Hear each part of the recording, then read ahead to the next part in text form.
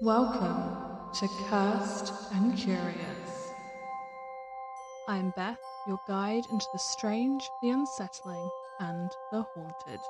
Thank you for coming back to my spooky little corner of the world, or if this is your first time here, settle in as we explore the stories that don't always make sense. In today's episode, we are diving into a famous haunting in Dartmouth, where some people have never checked out, as well as continuing our folklore tour of the UK with a stop in Sunderland for a look into some mischief and mayhem. And of course, we are starting off with a real-life encounter which doesn't involve a haunted house, but a haunted person.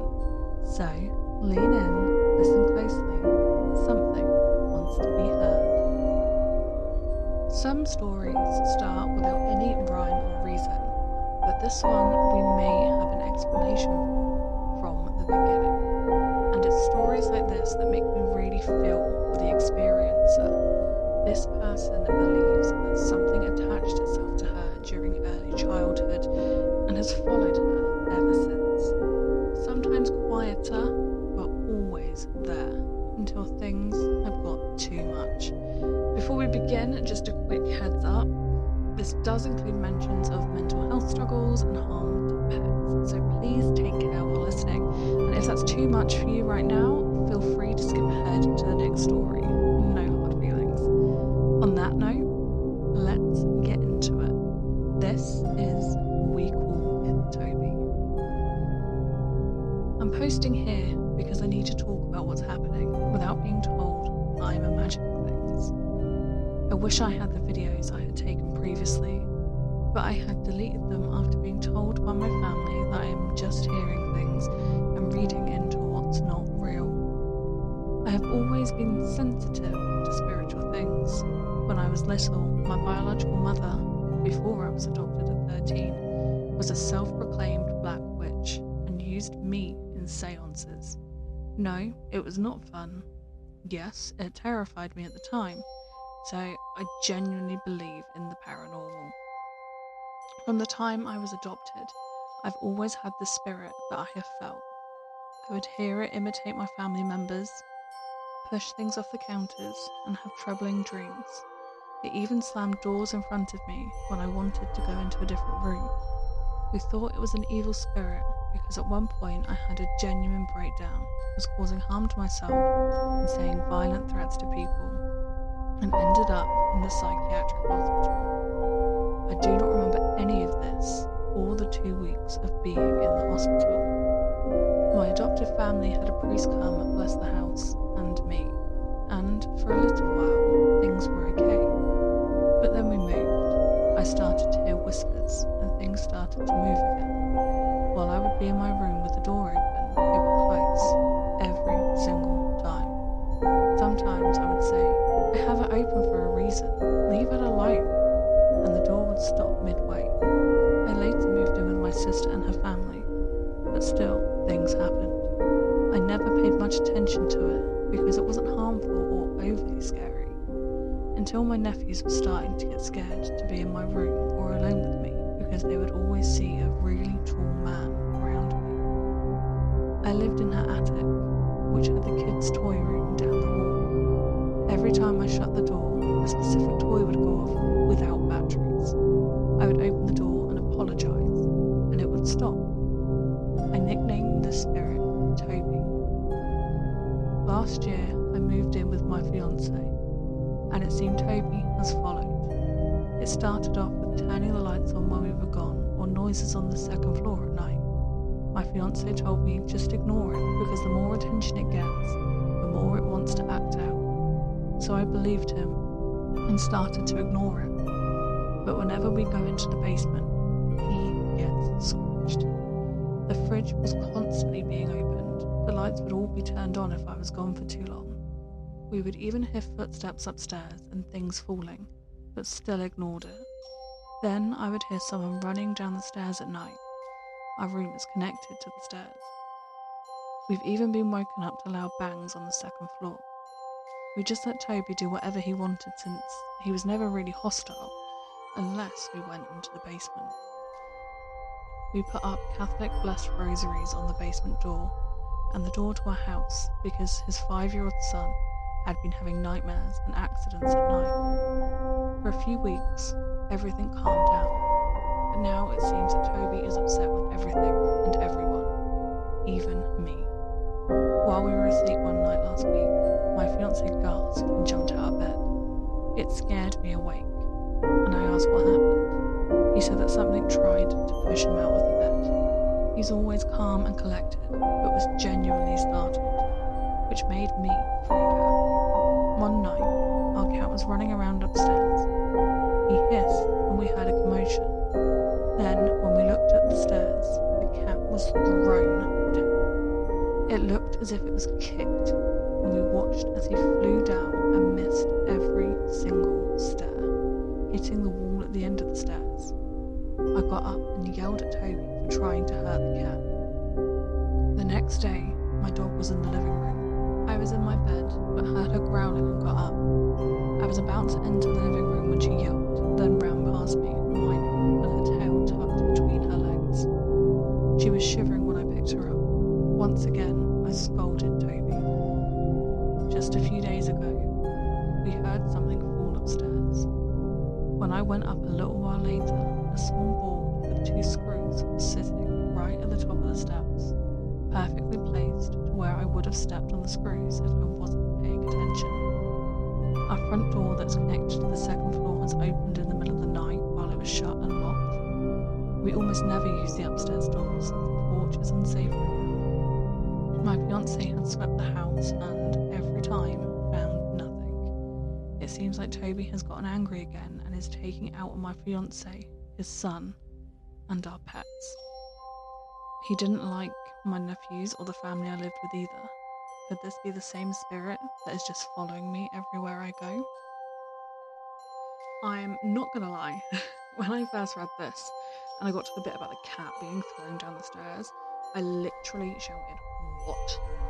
I don't think I've ever heard of someone who has seen a pet get hurt like that, and when it does happen, it's usually more that the person hears the animal being hurt and then sees the aftermath. But to witness the sight of your cat being kicked without anyone being there to kick it is mind-blowing, and hats off to her for seeing that and still going and telling Toby off. I am, however, on the fence about her naming the spirit. On one hand, she's probably trying to make it not as terrifying for herself. On the other hand, I feel like naming this thing is almost inviting it more, and the way she communicates with it is almost allowing certain things to happen. Like with the door in the attic, she's no longer saying, "I've closed this for a reason." She's apologising for doing it, which, if this is an attachment, would definitely be inviting this thing in. It feels like when she's starting trying to take back some control and telling this thing no, that is then angering it. You can also see this when the fiancé tells her to ignore it. Toby turns on him. It's like this thing wants all control, and as soon as you challenge it, it will try and harm you. As this is a Reddit post, I did have a quick look through the comments, and a lot of people were saying, yes, this sounds like an attachment. And to try blessing herself in the house again, she has bought everything to do the blessing and has also got some smudge sticks on the way, so fingers crossed that this works and she can finally find some peace. The next destination on our folklore tour takes us to Sunderland and the decaying remnants of Hilton Castle. The original wooden castle where this story takes place was built in 1066, but later rebuilt into the striking stone manor that stands in ruins today. As is the case with many ancient castles, there has been tales of deception, devotion, and death. But some permeate the land and make themselves known long after the place goes quiet. And this is one of those legends. It isn't your typical spooky campfire story, it's a little more tragic, and maybe even a little helpful. So, let me introduce you to the cold land of Hilton. The ghost of Robert Skelton, a murdered stable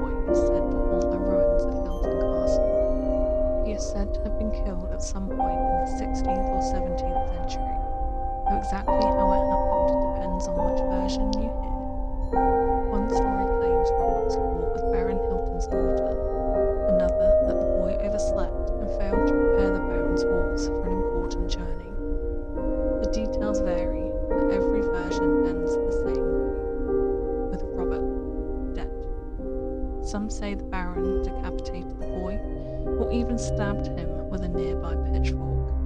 The Baron then disposed of him in a deep pond or unused well. Months went by, and eventually the body was discovered. The Baron was tried for Robert's murder, but somehow had an alibi.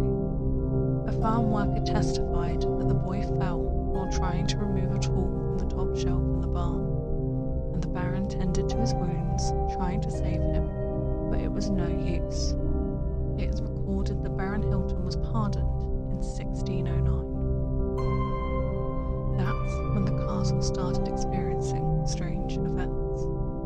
If the kitchen was tidied at night, in the morning it would be a mess, but if it was left messy, they would awaken to it being tidy. An unseen person would take hot ash from the fires and lay on them, leaving an imprint of a body. The chamber pots would also be emptied onto the floor. After this carried on for a while, one of the cooks stayed up past midnight to see who was the cause of this mischief. He saw the ghost of a naked boy crying, "I'm cold." Feeling sorry for the boy, the cook and his wife left out a warm cloak for him, and the next night they heard, "Here's a cloak and here's a hood. The cold lad of Hilton will do no more good."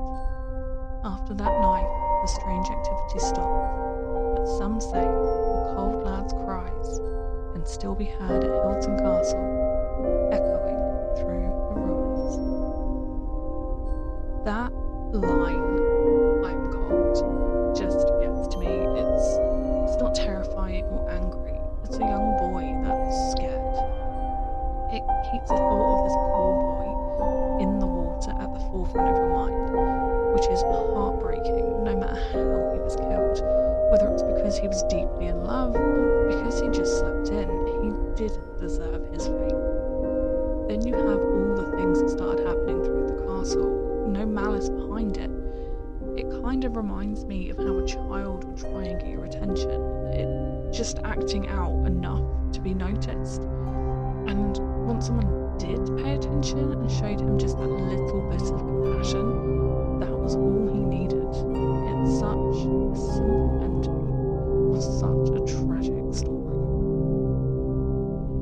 Our last story takes us to the south coast of England, to the town of Dartmouth in Devon. It's a place full of sea mist, cobbled streets, and history around every corner. And right at the heart of this naval town lies the Royal Castle Hotel, a 17th century coaching inn that's opened its doors for kings, queens, and a few souls that decided to stay. Unlike the other stories in this episode, this isn't just focusing on one haunting. The Royal Castle Hotel is brimming with them. Some seen, some heard, all enduring. If you believe the stories, checking in might mean hearing more than just the gentle waves. Overlooking the River Dart in the sleepy coastal town of Dartmouth is a hotel with centuries of stories tucked behind its wooden beams and creaking floors. Guests still come and go, many never knowing about the lingering souls that walk its halls. But for the chosen few, they may come face to face with one of the many ghosts of the Royal Castle Hotel. The most commonly cited spirit is known as the Lady in White. She's described as an older woman in Victorian dress, clothed entirely in white. She's most often seen gliding slowly down the main staircase or through the upper hallways, although some guests have reported being awoken in the middle of the night and feeling an overwhelming sense of sadness. Then they see her standing near the window, looking out the waterfront, as if waiting for someone.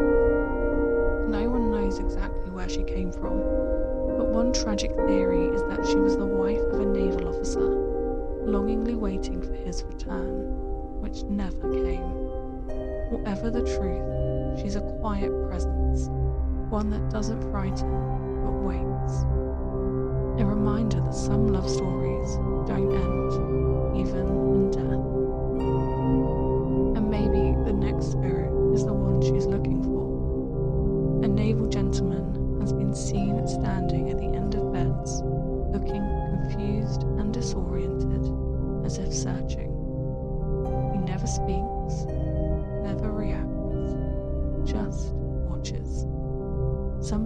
he was an officer who died at sea, somehow making his way back to the last place he felt safe. Is he trying to find his loved ones? Or perhaps he's the one who's lost, his body never recovered, claimed by the depths of the ocean he once sailed. However, not all spirits want to be seen.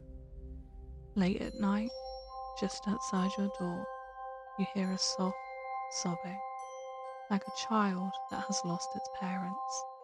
You open the door, but no one is there, just the echo drifting down the hallway, like a memory that doesn't know it's faded.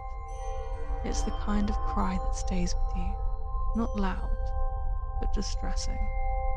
No one knows who the child is, or if it's even a child at all.